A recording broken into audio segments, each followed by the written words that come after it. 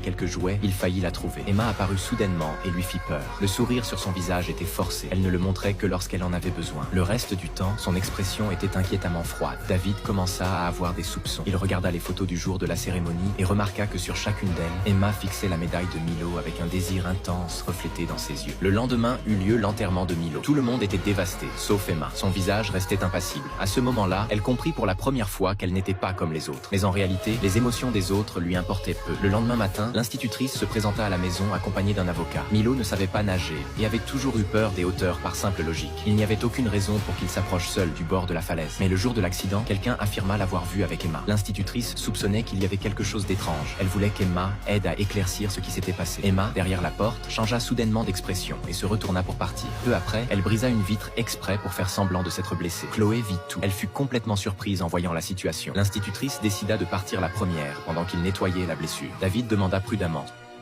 Is there anything you want to tell me about that day? Nope.